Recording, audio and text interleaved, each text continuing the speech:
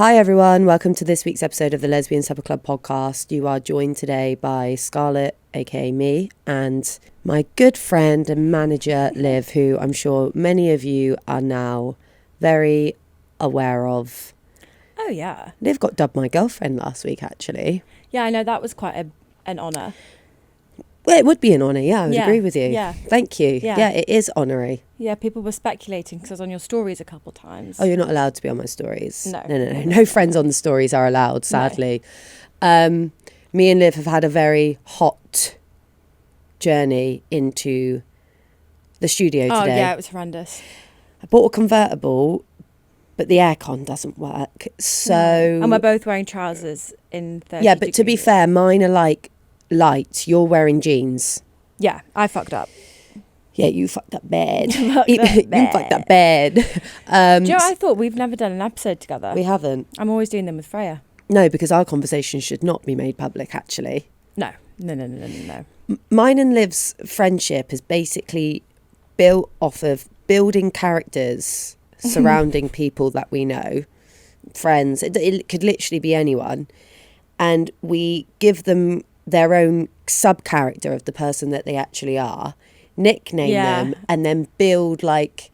kind of a whole story around just them. literally like a whole story around them. And then so mine and Liv's conversations and friendship is basically built on like a 3D world, to be honest. It actually is. Yeah, I don't think we ever have like a normal conversation. There's no even examples we can even share. It's That's all the built thing. on like a one removed scenario that we've just created in our, like, basically mine and Liv's friendships and conversations are like watching the Teletubbies. Like an adult version of the Teletubbies. I don't even think it's adult, to be honest. I think it's quite immature. And we're chronic piss takers. Yeah, well, that's chronic. what... So the whole thing is based off of, like, just... Yeah, taking the piss. But not in like not in a nasty way. It's like not bad things. It's just like just genuinely ridiculous things. And I feel like we can always, when we're in a situation with like our friends or whatever, we can always predict what some people are going to do before they do it. Yeah, so me and Liv will like funnier. always be eyeing each other and being like, it's coming. It's one of those friends that you only have to look at and you've had a full conversation. Oh yeah. So yeah, because your friendship with Freya is talking shit but in a very, very different format. Completely different. So you can come on here more regularly because the conversations whilst are talking shit are at least like about day-to-day life, whereas our conversations we just natter about I don't even know what. Yeah, but our conversations are just fiction. Like they're literally fiction. I've actually not thought about it like that. Well, I've only just thought about it now, having to introduce us and our friendship. It is immature. It's just immature. It's just not really much else to say about it. But we have fun, so it doesn't really matter. We have a lot of fun. Yeah. And it's nice to escape reality. Yeah, exactly. Just checking there's not any branding in here. Why? Can't you get in trouble for it? No, you're doing a bit of free product placement. There's only 3 calories in a Sprite. Is it zero sugar? Oh, it's 0 sugar. Tastes the same. Just quickly before I get into today's episode, I've not had a good day, hence why I look the way I do. Well, actually on camera it's not that bad, but I wouldn't usually choose this outfit for the podcast, but I basically ended up losing time. We lost time on the way over anyway, so we've been in a rush because there was traffic all through London. But I also was rushed to get ready because I've been arguing with men in the comments on Instagram. And I do just want to cover that off really, really quickly and say that men are getting worse. I don't know. I'm sorry. Don't know if any of you have looked into CERN. That's CERN. Not going to go into it. Do your own research. Yeah, no. I believe in it. I believe in everything surrounding it. I believe that men generally, their behaviour has gotten worse over the last 2 months. No. I don't know what it is. No, but the last 2 weeks have been insane. The last 2 weeks, like... It's like the audacity of them has just gone up a notch. Well, first of all, I had a horrendous and terrifying, genuinely terrifying experience with an Uber driver, which actually I'm going to save for another episode because I'm hoping to get an incredible journalist on soon, which is a much more relevant kind of topic of conversation for me to speak about. But it was that aggression in cars like I've never seen before, as in you'll be in London and like you'll be at a traffic light, and if you haven't moved forward within 0.2 seconds, they're beeping you when it's green. And I have been arguing with someone in the comments section this morning because I was on my explore page and I came across a really, really cool girl that creates content. She's a motorbike rider and like fixes cars and stuff. Anyway, her content was incredible. So I was just on there having a little browse and ended up into the comment sections of one of her videos. And this video is basically her in the desert riding a really, really cool motocross bike in a bikini.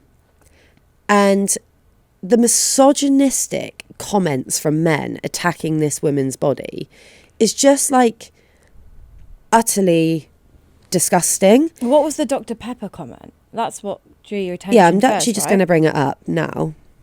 Yeah, I knew you were up to something because when I was at yours this morning, you just all of a sudden went very, very, I very get really, silent. really carried away when it comes to and then I was like, embarrassing men. Someone commented saying, flatter than a Dr. Pepper left out in the sun in the summer months. Don't really know what, like he really thought he'd done something there. But I can't imagine how long it must have taken him to have come up with that. And then some other guy commented, I thought my ironing board was flat, exclamation mark, exclamation mark, exclamation mark. Then the other one, laugh my ass off. And then someone else comes in and says something about, hang on, let me find it. The person basically that was commented saying, are you chodes talking about my body?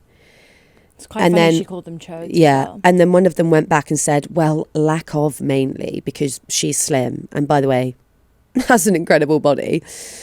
And then another one replied to her saying, nah, bro, we wouldn't diss a homie, like trying to say that she looks like a man because she doesn't have a body that these arseholes would deem good enough, which is just hilarious because I'm actually going to show you. Oh yeah, pull them up. This is the first one. Just going to make sure that... I'm just going to go to all three cameras. This is the first one. Right? That's Number the one. thing. They have the audacity to say these comments, but then they look like that. Number two. He was the worst for me. No, I didn't like the other one. Right. Sorry.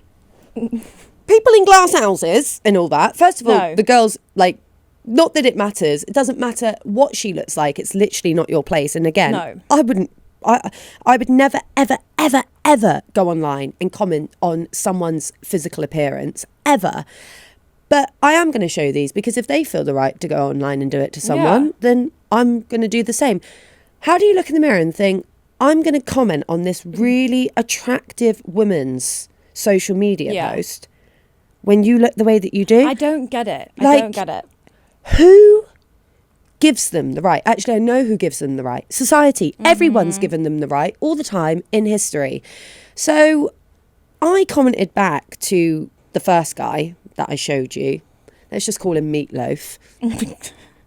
And said, have you seen the absolute state of yourself? And it was hilarious because I'd gone onto his profile, which I do every time that I'm about to annoy a man because I like to get all the info that I can in order to take them down faster.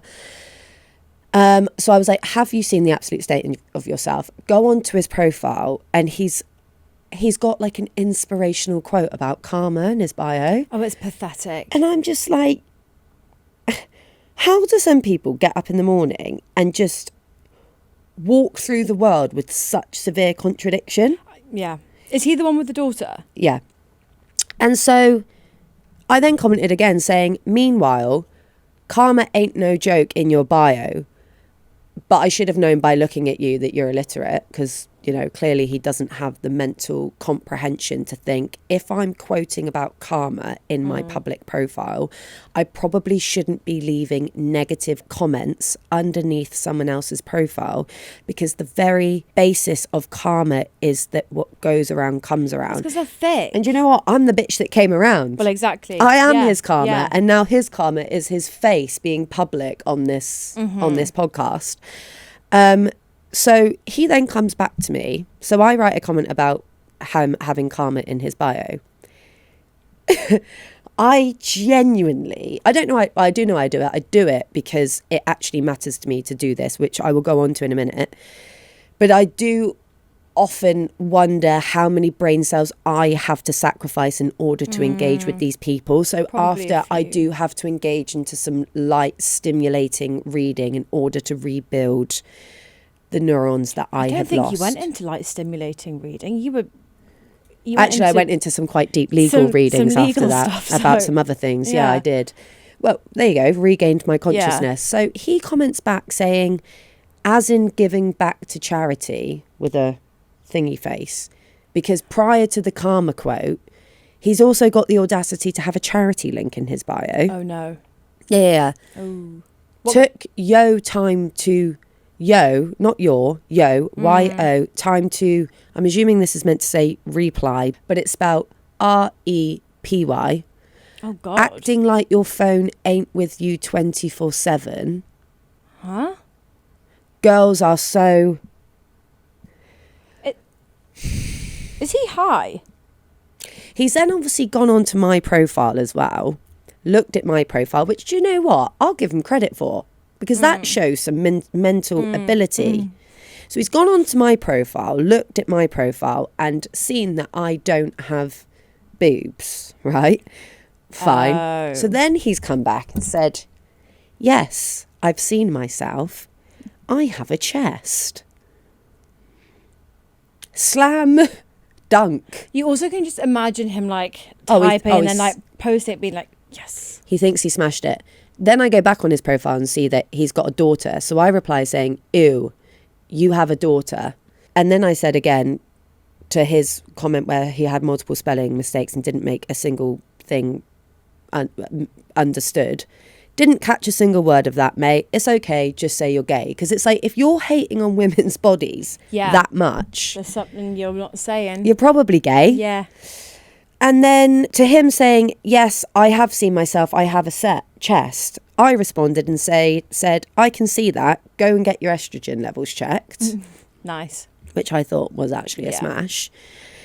And then he came back just recently on the way here and said that, yes, he does have a daughter, but he would basically treat her enough respect to not wear a bikini. So I just went back and was like, okay, so basically you've told your daughter that if she wears a bikini, men are allowed to do and say whatever they want to her. Like, how? I wonder where he's from. Sadly, they're spread all over the country, spread all over the world, actually. Because Just gammons. And then to the Yeah. other one that was, the second guy that I showed you, who left the comment about, nah, bro, we board? wouldn't diss a homie. I just replied to him and said, shouldn't you be looking for your hairline? Fair. Which, again, let's just go back to him. Relevant comment. Has he replied? No, not yet. Actually, let's just have a little Just a little check. live viewing. Oh, yes, he has, Oh, ladies and perfect. gentlemen. It's how he's so bothered. I'm perfectly fine with my hairline, and I don't need validation, adoration, or attention from men or women on how I look. Unlike yourself. Also, ad hominem much. What? Oh, he was hurt by that comment. Oh yeah, that's upset him. Yeah, that hit that a has nerve. upset him. Sadly, my estrogen gammon man hasn't yet responded. He'll be for taking some time. the chat. He'll be. The thing is for He's probably me doing is school that picking up his daughter. they don't realise how much I enjoy it. No, you get a kick. Oh, I thrive Do you remember off of it. you used to fight in the Facebook comments all the time? Yeah, I did. That was your thing for a That while. was when I was in my, I'm still am, but the thing is I got bored of those ones because it was political, so I had to put a lot more energy into explaining politics to people that were just never going to understand. So that was in a way a waste of time, because when you're trying to educate people who just don't have a certain level of intellect, it is just like trying to teach Ziggy to not bark at every dog he sees. Yeah, it's just not He's gonna still going to happen. bark at every Yeah. dog he sees no matter what I do. Whereas these are a little bit more like, it's easier for me because it literally takes me 10 seconds to write a response, but I love doing it because it does fuel me. It makes me laugh. I really read my comments back and I do find myself quite funny, A, and B, I know it's ruined their day. Oh yeah, they'll be fuming. And that's what like really fulfills me, is that they act like they aren't bothered, but I know that they are. They're probably going showing their mates as well, being like, oh, look at this girl, like... Yeah. I just hope they don't have wives that they then take it out on. But sadly, these types of degenerates will probably have some poor woman with them that's going to have to face the wrath of my comment. But yeah, I just wanted to give an update on that. That's what I've been... Don't have actually the time to do it, hence why I was rushing around today, because I had loads of other things to do. But I do find it actually like a part of what I would say is like a self-declared job role. So here we are. So Today's episode, we decided to do a advice sessions, which is actually quite funny given the opening of this podcast. Yeah, I don't really know who's giving us the right to do this, but we'll try. We don't have really a single leg to stand on. No. But I would like to say, actually, and I was going to say this earlier, despite there have obviously also been a hell of a lot of times during mine and yours friendship where we've had to deal with some quite serious situations and a lot of like difficulty and struggle and, you know, just life things. And actually, I do think that when me and you sit down and thrash it out, we were good. I think so. So I feel like we've gone through a lot of things. So yeah, I think we've quite literally gone through it and come out. But it's like when we were on the tube the other day and we were discussing our last few years. It's been absolute chaos. And it's just been chaos. Okay. So loads of you have sent in some messages to us about today's what you want some advice on. We've got so many that we're not going to make it through all of them, but what I will do is save all of these down and then we can pick them up ad hoc in future episodes. So I'm just going to pick out the ones that basically I want to answer today and then we can leave. Are some of them funny? Are they all serious? I haven't gone through all of them yet. Oh, fine. I found some of them funny, but I don't know if they're meant to be funny. Right. But, you know. But, you know, we take it in the way we take it. Okay, first one is it normal to feel hurt but also numb after your first breakup? I recently got broken up with, and sadly this person's message has then ended from there, but I do like this question. Is it normal to feel numb and Is broken? it normal to feel hurt but also numb after your first breakup? Well, I think it depends on the nature of the breakup. I think any time you have your first breakup from your first lesbian relationship is hard. I think, do you know what? I think whether it's your first, second, fifth, 10th, any emotion that you feel is normal. Yeah, because like I've gone through a few breakups where some I've been like really fucking down and sad about.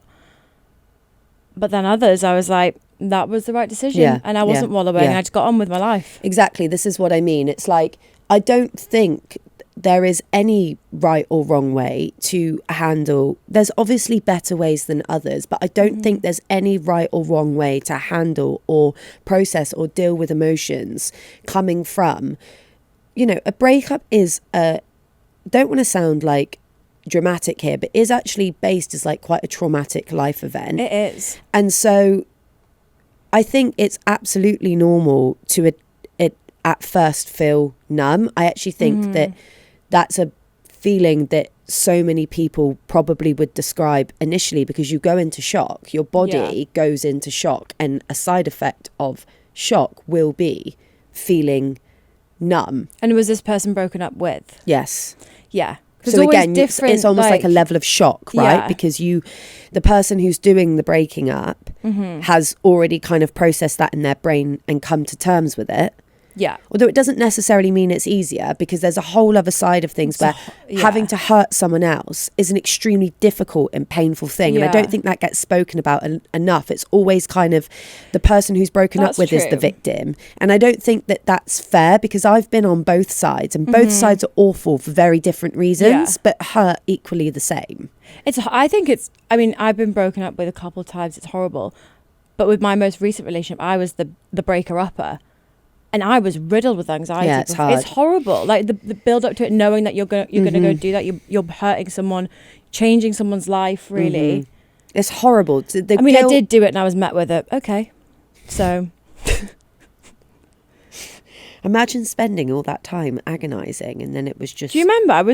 I spent the whole day with you. We were talking about it, and I was shitting myself, and I was met with, okay, that's your decision. Okay. Up and left. I thought, right. You could have saved yourself a bit of time there, but... Oh, well. You know, you live and you learn. Yeah. Yeah, I think that, yes, any feeling that you feel after a breakup is fine and is...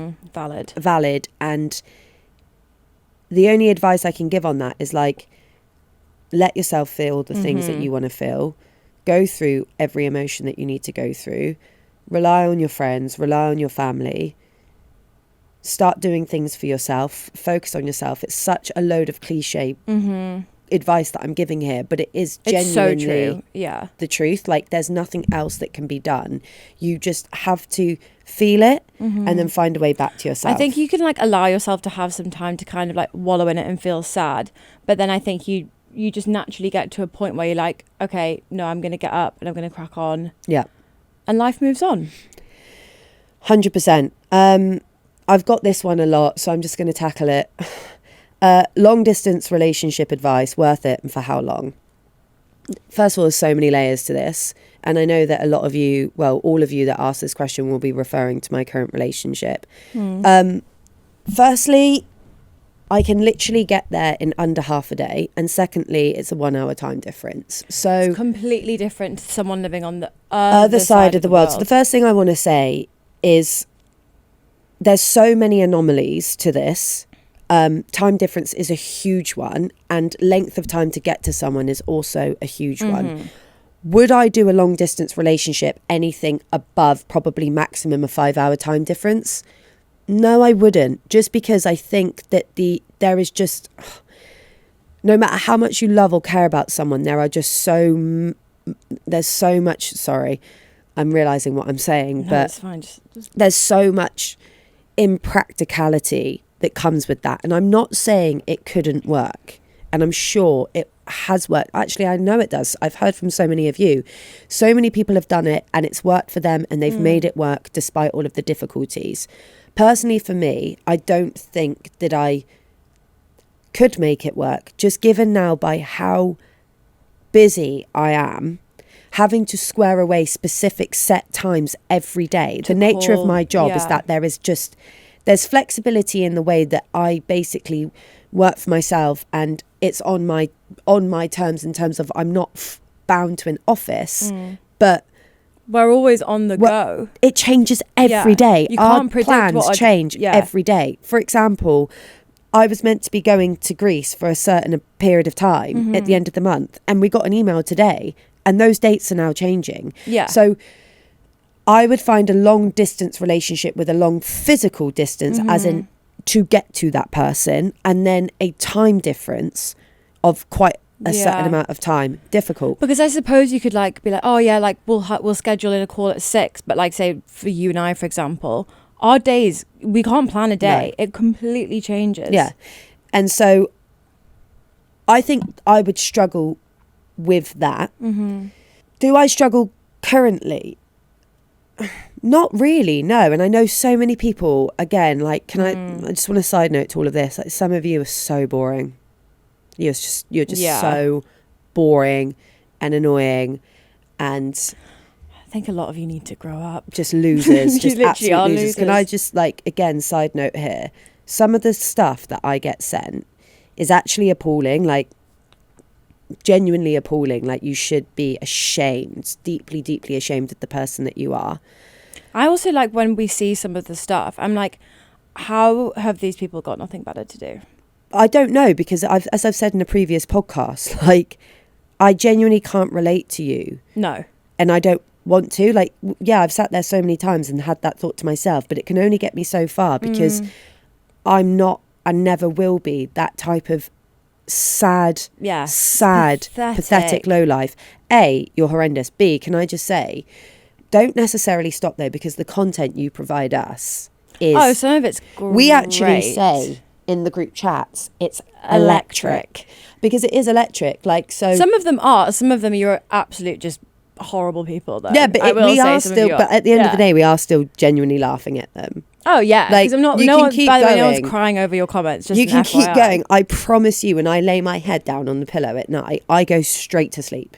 I think what's the funniest thing is when we see some of the stuff on X, and it's like some of it's so far fetched. Well, because obviously we went to Lily Allen with Google Pixel last week, right? Yes, because that is my job. Yeah, and I run a business with my ex-partner, and we are friends, and we share a dog, and we've shared a friendship group for over a very long period of time, and I quite literally have nothing to hide. No, we went through a breakup. It was very, very, very difficult to unpick the breakup because of how closely our lives were connected, and it was a breakup.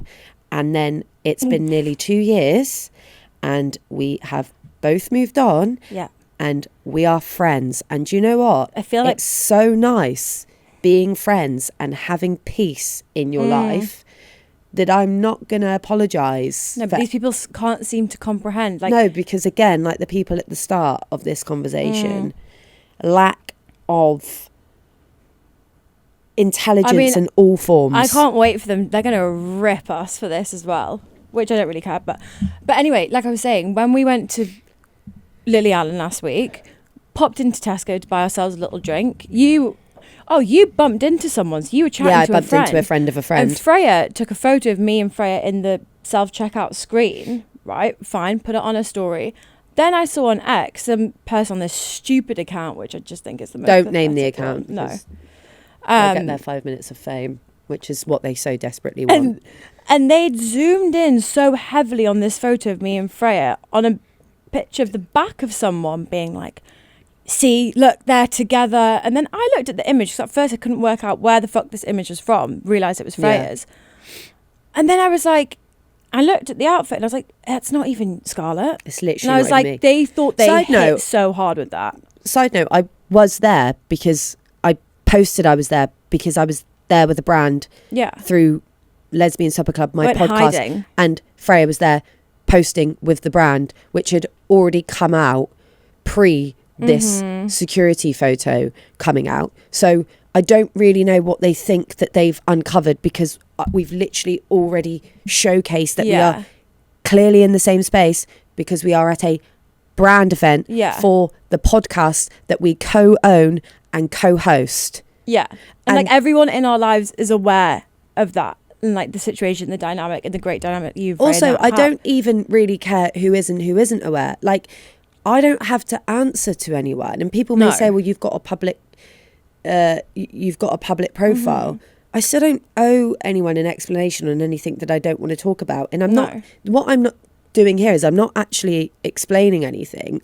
I'm just outing how pathetic they are, how stupid this is. And to be fair, there are people who do come to the defense and be like, that, look, I don't want to, fair point, I actually don't want to bypass how many incredible, beautiful, amazing people there are on the internet that have shown us nothing but love, support, and just like unwavering solidarity. And I don't want to underestimate that. And it is sad that these people, that the negativity often does get more airtime. But I want to explain this to you as well, because I get a lot of comments saying ignore it.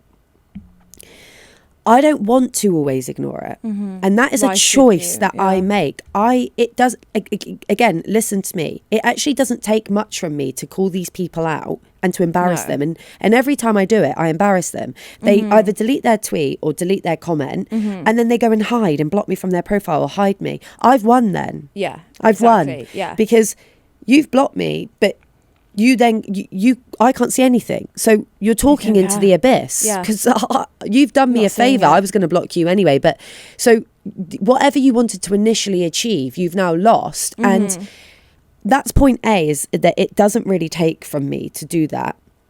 Point B is that I don't like bullies, and I don't want to continuously allow the same bully over and over again to spew this shit online. Like, I don't know what's happened in other media outlets across the world, but there's been times where the British media has been horrific historically, and now that seeps into social media because that is now another form of press, right? Where people have literally taken their lives from social bullying. Yeah, Caroline Flack. Yeah. That was awful. And these people, and we are often told to ignore and be silenced.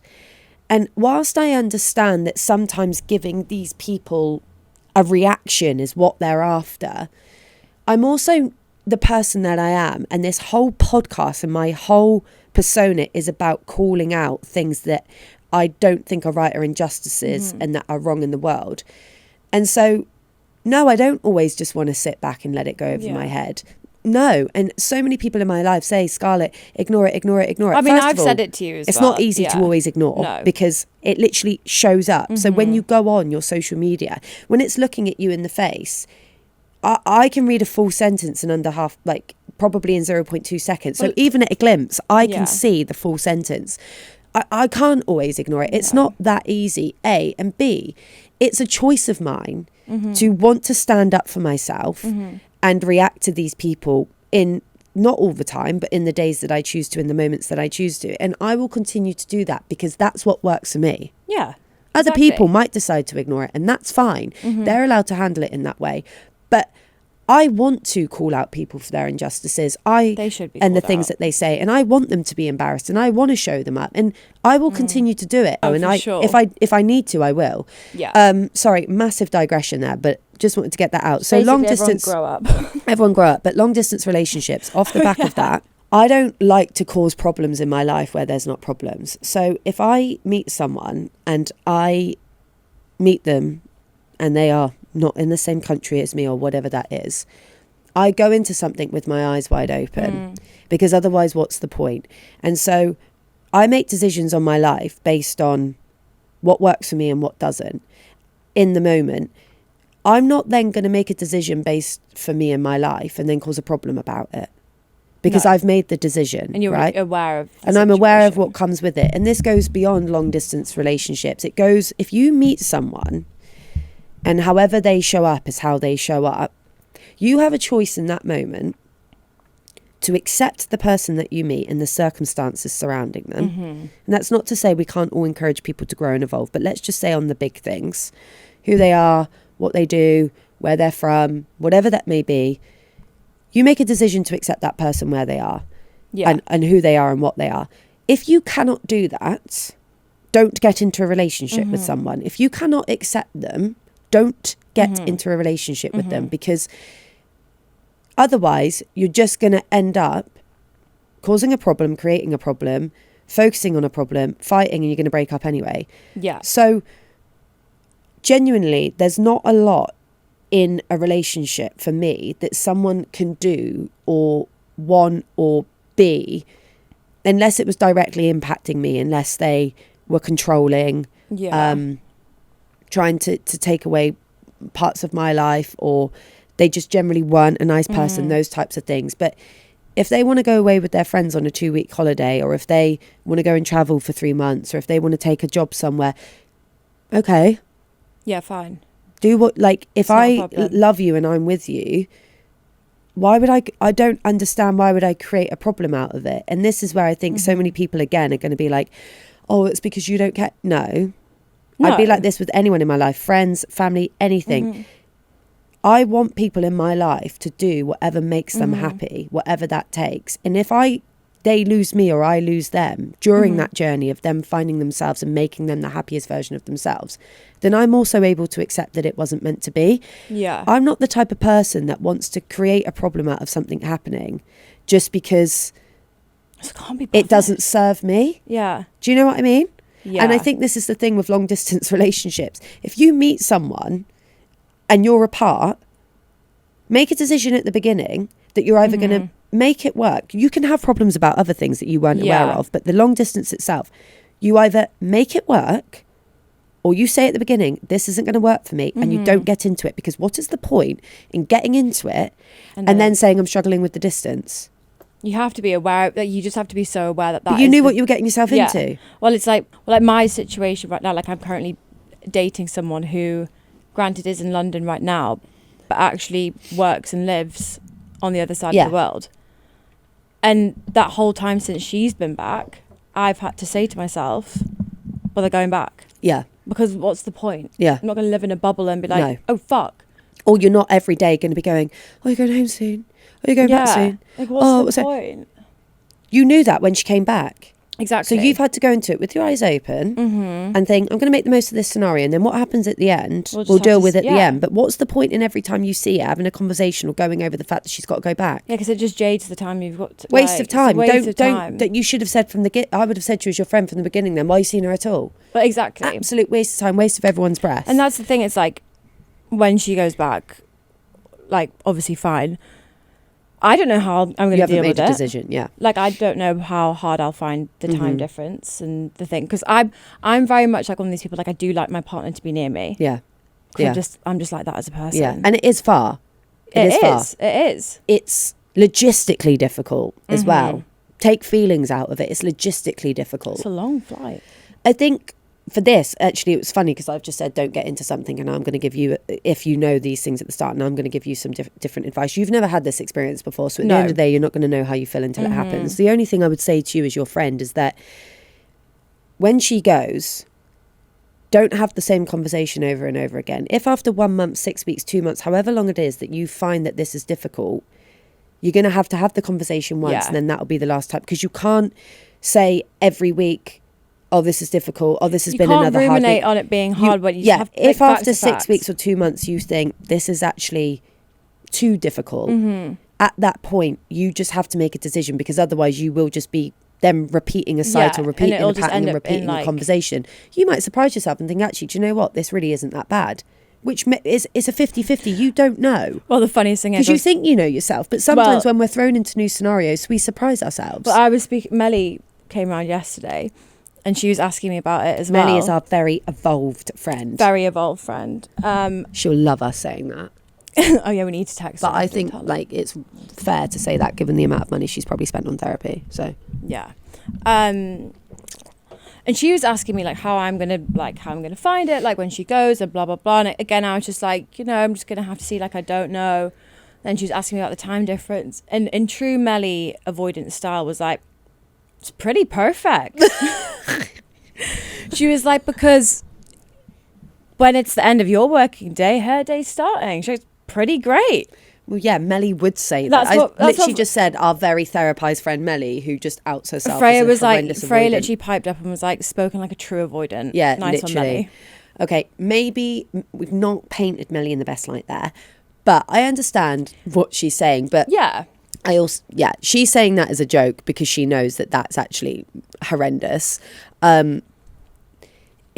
You just don't know until you've tried. No. But once you've tried, make a decision pretty quickly on if it works for you or not, because otherwise you're wasting time one way or another. Oh, 100%. It's wasting both of our times. Both of your times. So that's our digress and hot take on that. A lot of you said as well, friends with your ex, do I stay friends with her? I think like we all know the angle that's being had here. And I think if you listen to this podcast, which I'm sure you do. What was it? Like friends with your ex. Is it a red flag, blah blah blah. It's not something like, again, I've spoken about this so much, I feel like I'm wasting my breath. Like if you've listened to the podcast, I've come on here with attitude today, these men really wound me up. Anyway, depends on the situation. I've clearly spoken about my situation here, and no, absolutely fine, don't see a problem with it at all. Anyone that would have a problem with it is not welcome in my life. No. I make decisions on my life that are right for me, and that's that. Don't have anything else to say on the matter. I don't really care. Like you, there's some exes you can be friends with, and there's some exes you aren't. I'm not friends with any of mine, but for right reasons. Actually, do you know what? One of them I probably would like. That's what I mean. One of them you could be friends with, but it's just been so long. Thinking of? What? Oh yeah. That's what I mean. Like enough time's gone past. Same for me. I could be friends with most of them. They've fallen out of my life just because of how long it's been and whatever. One I wouldn't want to be friends with. Different on every situation. I think again, like why, like with things like that, like It is okay to make decisions for yourself on your life, by the way. And I say this as a bit of advice for going off of a previous experience of mine where I was so crippled with anxiety and depression that I really couldn't make decisions for myself because I didn't trust myself. And so what I would do is spend hours online looking at quotes and advice and podcasts and whatever. And the truth is, every single person you speak to will tell you something different. And overall, it will just tie you up in a ball. I actually got myself to a point of like near insanity because I had so many different things in my brain. Scarlett's inner voice and inner compass had just been shattered. I won't lie, you did go through a big quote era. I did go through a big quote era. Yeah. Big. Because I was trying. Yeah, to look for answers. I was trying to look for answers, anything to give me like an understanding of the way that I felt and help me work through the period of time. And the only thing I will say is what I should have done from the fucking beginning was trust myself. Yeah. And what I didn't do, which is unlike me, is I lost trust in myself. And with those questions there, long distance relationship, red flags with exes, all of these opinion-based subjects, by the way, there's no right or wrong. No.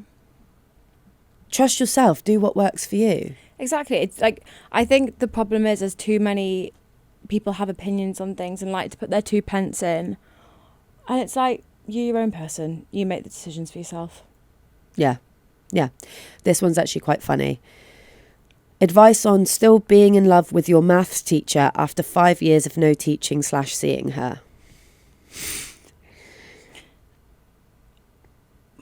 But, I mean, there's so many questions. Don't really know how though. you fell in love in the first place. Like, was it reciprocated? I would imagine not. I would hope not. Yeah, anyway, I'd hope because that not. would be illegal. No, I mean, like, but is the maths teacher gay, for example? Like, could it maybe be a thing post you leave Yeah, school? we need some context on that one. So if you could come back to us on However, what I would say is after 5 years of someone that I'm just going to assume that you weren't actually ever with, that you loved her from afar, I wouldn't necessarily say that was love. I would say that's, what do they call it? Rumination. It's like you're ruminating on the feeling, but it's not love, it's something else. It's not lust, it's something else entirely. I think if it's been 5 years, you've probably created a fantasy of this person in your head. It's not, I'm not trying to sound like an asshole here because we've all done it, but it's not real life. And actually what I would say the thing is there is that you are putting a set of emotions, expectations and fantasy onto a person that's you feel lacking within yourself. That's not actually about the person. It's about what you aren't giving yourself.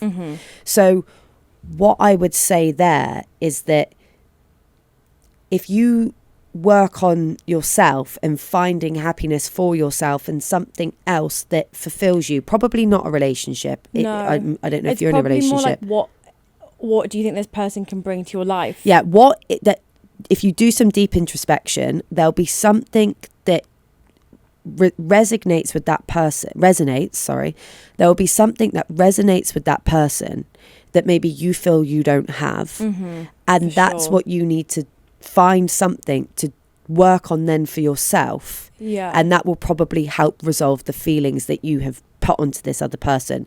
Look, like I said, we're all lesbians. Every single one of us has been in love with our teacher. I was in love with mine when I was 6 years of age in year 1. I still remember her name and I still remember the smell of her perfume. That's yes, it is insane. I was yes, in it love is with my insane. geography But given teacher. by this whole podcast, I'm not exactly claiming full sanity. Am I? No, but it's the fact you were 6 years old. Oh yeah, I was gay from day.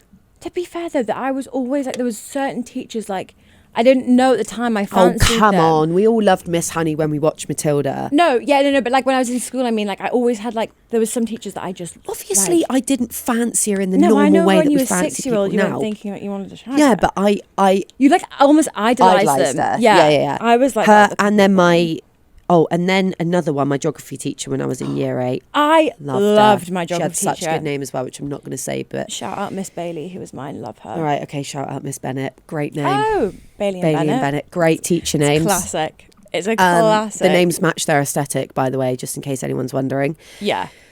And then my PE teacher, which I have a horrible feeling follows my socials. It wasn't necessarily... Do you know what? I like that she had an attitude. PE teachers do have attitude. She had an attitude, but it was like, cool. So yeah, that's our advice. I would like you. more advice. Some more context. Some more context, please. Like, I want to know more. A couple of people have messaged me about homophobia from their parents and being in the closet and being somewhat bound to the situation that they're in and wanting to break free. Yeah. This is such a hard one, and to be honest, not something that I would probably want to just kind of canter through in this like one-stop shop advice session. And it's stuff that we've got other episodes on homophobia, so I would encourage you to check those out. I actually spoke about this exact thing with an episode I did with Freya and Nat. Okay. Someone asked this question, and I put my 2 pence in a lot because I refer back to our previous episodes. You'll be able to see, because often it's described. B, it's something we will continuously revisit and give whole episodes to, because it is such an important topic. But one thing I will just say is that I would rather, personally, leave an environment that is harming me and struggle financially, with loneliness, with, again, easy for me to say because I'm so blessed that this isn't something that I've experienced. So I do understand the utter privilege that I speak from here. But you actually didn't have that privilege initially. Well, that's the thing. When I came out and I was obviously so shocked by my mum's response, I didn't have anywhere to go. I was still in sixth form, so I still had to finish my exams before I moved away for uni. Don't speak to my dad, so it's not like I could go to my dad's house. Well, I wasn't close to them, don't really speak to him. Grandma's house wasn't really a place to go. Like, just, there was no real, like, and didn't have the money to move out because I was in sixth form. So, like, what we were saying is, like, sometimes, like, if you know maybe your parents are homophobic and you're feeling like you want to come out, like, maybe if you can, if you're, like, in school and like, you're about to go to uni, maybe just wait until you move. Yeah. Do you know what I mean? Wait until you're in a safe environment. Yeah. But someone messaged, one of the person's messages was about the financial funding for university, and was saying that the parents would be paying for the tuition, and therefore they kind of felt bound to it. And I'm going to say something here that maybe a lot of you would say that I shouldn't say. University is 3 to 4 years, depending on what you're studying, even longer for some. That is a really, really long time as a young adult to be hiding who you are. And that could potentially do a lot of damage to the person that you are. If it were me, also, there is so much expectation and, like, celebration put on people going to university. Oh, it's ridiculous. Which is insane. I never went, and I will back myself here. I've done pretty fucking well for myself. Before this podcast, I had a very good job where I earn very well, which I could go back to in many forms and earn very well. And we have literally built this podcast, which is an empire in itself, from the ground up with basically no help. And I never went to university. No. So my advice there would be, if you are able to look at your life in a slightly different way that you have been taught and told for probably your whole life, which is, if I were you, I would actually look to get a job instead of going to university, leave the household, live my truth, become the person that I want to become, work hard, become financially stable. And I know that those two things aren't synonymous, always working hard and becoming financially stable, but I would imagine if you're going to university, you have a certain level of, you know, intellect and graft that will hopefully get you on the page that you, and on the journey that you need to go on. You never know. You could end up in an environment where actually you depending if you want to be a doctor, dentist, I know it's different, but you could go on, not go to university because of the cards that you are dealt with now with the homophobia and the balancing of that, and actually go on to live a life that is incredible. Or you leave the environment that you're in, don't go to university initially, spend a few years working, which won't kill you and will give you a whole other set of skills, intellectual capability, life experience. You will also be able to grow into the person that you are. And then in a few years' time, if you want to go to university, you would hope you'd be in a position to fund it for yourself. That's personally what I would do. Well, I think uni is the biggest fucking scam ever. Depending on what, there's so many things you don't need to go for. Vet, fine, get it. I studied, like, what did I study? Like PR, marketing, communications, right? Nothing I did in that course has helped you now. Well, no, not that it's not helped me, but it's nothing. Half of it I'd actually done for my business A-levels before, and half of it I already knew. Yeah. And I was like, what a waste of time and what a waste of money. Yeah. Yeah. And I think that's probably 100. A lot. And also, the majority of the time, you're going there, you're going to go sit in a lecture, and you're just watching someone just present a PowerPoint slide. That's all it is. Like I said, to be honest, personal preference is that unless you're going to do something science-based, intellect, like maths-based, dentist, doctor, well, you categorically need a degree for that job. I genuinely, probably unpopular opinion, I just don't think it's necessary. No. So don't base your whole life around it, because a lot of people I know didn't go and do absolutely fine for themselves. Someone else here said advice for living with your girlfriend. Advice number 1 is keep your autonomy, which we are all guilty of losing. Yes. And I think we all need to be better at. There is such a thing with lesbians of the urge to merge and the moulding, and you're both women and you generally like the same things, and it's easier and everything can just become one. And it is so easy to do, but I think it is so important to keep your own identity and to keep your own autonomy and to have like boundaries in place that protect things that you do alone. That's the first thing that I would say. Yeah, because I mean, I did that. I moved in with someone far too soon, and I lost complete sense of myself. Yeah. We've all it happens. We've all done it, and I think again it is natural. It's so easy to do, but we all have to be better at making a conscious choice on it. Just because firstly, losing yourself in a relationship should never happen, because if and when that ends, it's much harder to bounce back if you've just built your entirety around coexisting with this person. A. B, keeping things separate within the relationship will make your relationship better. 100%. You have more things to talk about. You are doing things for yourself, which make you happier. When you do things for yourself, you're a happier person, which makes you a better partner. There's so many things built into that. So my first thing would say, genuinely, without sounding extreme, make a plan to keep your autonomy and stick to it. Don't just have a conversation on it and be like, we're still going to do things different, and then you don't, because that's what will happen. Say every Wednesday, whatever works for you on level of frequency, I'm going to do this. This is my thing. These are my things with my friends. These are things with your friends. You also chores. You take roles. You're the dishwasher, the washing up person after dinner. I do the laundry. You have to, because then that can get mean. Yeah. You're the bathroom cleaner every other day. I'm the kitchen cleaner every other day. Sounds so simple, but just, I think as well, and I'm bad for it, honesty in all forms in terms of communication, you can't really go wrong. Like radical. I agree. And it's something that I'm still not very good at, because I'm so contrary to this whole podcast, which has just me been like ranting and being overly potentially opinionated. I'm actually hate the thought of like sometimes asking for the things that I want and I need, because I don't want to argue with people and I don't want to upset anyone. But it doesn't serve anyone in the long term. No, and I think you make it worse in your head as well. 100%. So I think keep your autonomy, ground rules around who does what.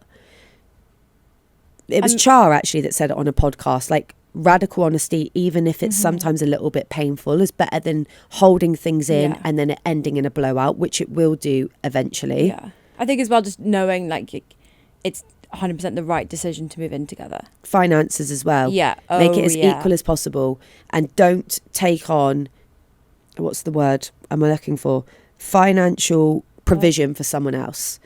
Different people earn different, my personal take is like different people earn different salaries, fine, but then you pay based on the salary. I agree. So if someone earns 20% more, then not maybe against everything, but they earn.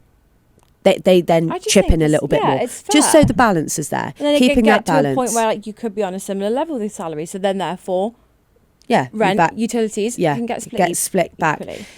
Don't ever overgive to someone, and don't ever overtake from someone either, because as soon as you are taking from someone, sorry, people think they own you. So I don't care if someone's the nicest person in the world. I personally, and I'll stand by it, do not like taking anything for anyone for two reasons. First of all, if I want it, I'll make sure I can get it for myself. Secondly, not that anyone has ever really done this to me, but I wouldn't want anyone to ever have the opportunity to. I never want someone to look at me and say, well, I got you that. Well, I done that for you. Throw it back in your face. Yeah. Yeah. That's the worst. If I generally owed money to someone, very different. Yeah. Never have in my life, never would. But if I did, that's different. But if I was in an agreement with someone where they always, I don't know, or they just bought me gifts all the time and I accepted them, I wouldn't, because it's so easy for someone to turn when something then doesn't benefit them and throw it in your face. I got you this, I got you that.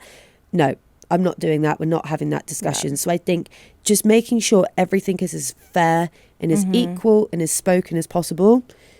You can still go very wrong in many ways, but at least you've got the foundations right. Yeah, you could end up how I did. Someone said here, how to deal with a sporadic texter, e.g. won't text for days and then text you back in minutes. Ooh. As in like when they... Can't be bothered. Just gonna. Not for me. Wouldn't be for me. I just. I could. No, I'd hate it. If someone was taking days to reply to me, I'd be like, no, boring, fuck boring. this. Go away. I'm not a very quick responder. Sometimes, within the day. Sometimes you'll get me and I'll respond within minutes or seconds because I'm on my phone and I'm in the moment. Sometimes, like now, for example, the last 3 hours, I've basically been uncontactable. I've drove here. I'm recording this. I leave here and then I drive back. Between that, there's not really much time for me to go on my phone. And if there is, I'm doing probably other things that are urgent. So I'm not in the right space to engage in conversation. And I'm not going to apologise for that because I am busy. I'm working. End of conversation. Not entertaining it. Not doing it. If I was not replying for days on end, well, you're just not interested. No, I'm sorry. It's as simple as that. No. They're not interested enough. We're all on our phones. It's a digital age. Come on. That's the thing. And like, I get it sometimes, like if you're dating someone, right? And say you might have a really busy day and you could message and be like, hey, look, my day's really, really, really hectic. Yeah. I'm going to text you later on this afternoon. I think that's so fine. But if someone's just going completely off the grid for days. First of all, it's a little bit sus. Secondly, I'm sorry, it's brutal, but like they're just not that interested. No. And so whilst you're wasting time waiting on this person to respond, look at what people do, not what people say. If you're waiting this long and putting energy into waiting for, I'll get my toes out of shot. You're waiting for, guys, I've got flip-flops on. I told you I had a bad morning. I don't regret wearing flip-flops. I regret wearing them on camera. I wear them every day now. Your but feet like, hidden. not they are now. They weren't then, but not on camera because my toenails are an absolute disgrace. Yeah, I'm glad these flip-flops are hiding mine. Anyway, when you're putting energy into something like that clearly doesn't serve you, you're taking away from the energetic field of putting your energy in places that does. And there's just nothing else to be said on the matter. The fact that you're asking the question is the answer. It's not right. It's probably riddling you with anxiety. Yeah, it's not right. If you're having to ask, and I guarantee if you ask this right person, they'd probably come back with, I'm just not a big texter. Yeah, it'd just be it's just the same old shit. I could list probably the top 5 responses, but it doesn't really make a difference to the outcome. They're not really that interested. It's harsh, but it's true. Could be for whatever reason. They're busy. They've got something going on in their personal lives. They just don't like you that much. There's someone else involved. Who knows? Not really your business what the reason is. At the end of the day, what you know is that it's clearly not serving you. You're not happy with the situation because you've reached out and put it in this context. So you already know your answer. You just need someone to tell you, and I'll be the person to do that. As we said, unsolicited advice sessions. Don't waste your time. Close it off, give your energy back, and when you give your energy back, you're opening up your energy portal for someone else that is more aligned to you to come in. Amen. Peace, sister. What advice do you have for a woman entering her first sapphic relationship at 27? My first advice would be to accept and expect the fact that you will feel like a toddler relearning life. And you just have to... It's really exciting, your first one. So really exciting. So exciting. But everything you think you probably know about love and relationships will be turned on its head, because it's often based on the patriarchy. And most lesbians, unless they're Trump idolizing lesbians and they've got inner problems, don't want to operate in the same way that the patriarchy does. So anticipate that it's going to be a steep, fast and intense learning curve. I think as well, it's going back to what you were saying about autonomy as well. Yeah. It's very easy to lose yourself in your first relationship. 100%. But like you said, it will be the most insane, amazing, but also life-changing thing you will go through. You will never be the same again after this. That'll be great. And you'll be much better for it. Even if this relationship ends, which it may do because it's your first lesbian relationship. Sorry, I'm actually being so fucking pessimistic today. You will come through the other side, as we all do, and you will just continue. Now you're living in your truth, right? Yeah. So you're just going to become more of the person that you were supposed to be. Yeah. And that is such a beautiful, incredible thing that don't be scared. Stay true to yourself and just enjoy it. Still listen to your inner guide. When I say that you don't know anything, I mean that socially, and it is a completely different dynamic, but you still know yourself. You still are the person that you are. So still trust yourself. The same rules obviously apply, but just take it as it comes and just be open to what this new experience is going to teach you and give to you. One last one. Someone said, how do you manage having 10 girlfriends? It's just ridiculous. Who are the 10?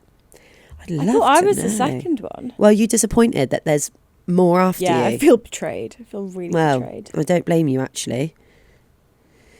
I know you said you really didn't want to go for a drink, but I kind of really want one. Stop. This one made me laugh, and I'm just going to tease it because I want to speak about it in another episode. It's my girlfriend. Sorry, it's not actually funny. My girlfriend has ended our relationship. My girlfriend has ended our 4-year relationship because she's had enough of me nagging. Help. And there's so much that can be said on that. But when I first read it, I'm sorry, it did make me laugh a little bit, but I don't find it funny because I know that you're heartbroken. But in that moment, the way that you wrote that is... Because I'm nagging. It is quite funny. That's rough. Someone said, okay, this is a good one. Should I try to win back my ex? No. No. Also, you don't want to look like a bag. Look, I hate to get deep, but what is meant for you won't pass you by. Oh, you love that. You've said that. Well, as we've said on this episode, I love a quote. Yeah, you've said that quote to me, I think, so many times in the last 6 months. How true is it, though? It is true. How true is it? It's a very grounding quote that you can't argue with, that just brings you back to reality, irrespective of what the situation is. And I truly believe that. That's the first thing. The second thing is you're not together for a reason. Yeah. And when you're thinking these things, remember all the reasons that you're not together, even if there's so many reasons why you should be. Because I can imagine that the reasons that you're not are much bigger than the reasons that you aren't. Otherwise, you'd probably be together. Secondly, again, it's not a useful way or a useful place to put your energy into gaining back something that life has taken from you or let go of from you. Yeah. I believe it's because you need to step into something else in your life. You need to learn a lesson. The breakup clearly happened for a reason. You need to evolve. You need to grow. Something else may walk in that's better, that may, not as in a person, it could be work opportunity, life opportunity, anything that maybe couldn't have happened for you if you were with this person. And so accept for what is. If you need something to allow you to sleep at night, going back to originally what I said, what is meant for you, what won't pass you by. Yeah. So if you and that person are meant to be together, it will come back to you. No matter how long or short you have to wait, it will happen. But you don't need to fight for it. No, and I also think if you guys are broken up and if you're actively trying to pursue them back and they're not reciprocating, you're only going to further push that person away, and it might jade actually you may be getting because again it's highlighting a misalignment, isn't it? Yeah. So no, the answer is no. There is no advice. Don't seek to get your ex back. Get on with your life. Focus on being the best version of yourself. Yeah, get on with again, I'm not trying to sound brutal, but it's just the right thing to do. Get on with your life, make yourself happy, have new experiences, evolve as a person, and then it'll go one way or another. You will become a new person that doesn't even want that person back and can understand why you're not 100%. together. Or you will still become a happier person or a more evolved version of yourself, because that's what life teaches us when we go through things. And if you are meant to be with that person, it will come back to you.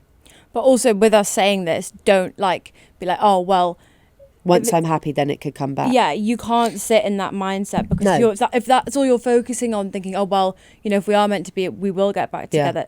If that is your mindset, it won't happen. Yeah. You've got to prioritize yourself and put this person out of the equation. Yeah, you have to treat it as if it is done forever. Yeah.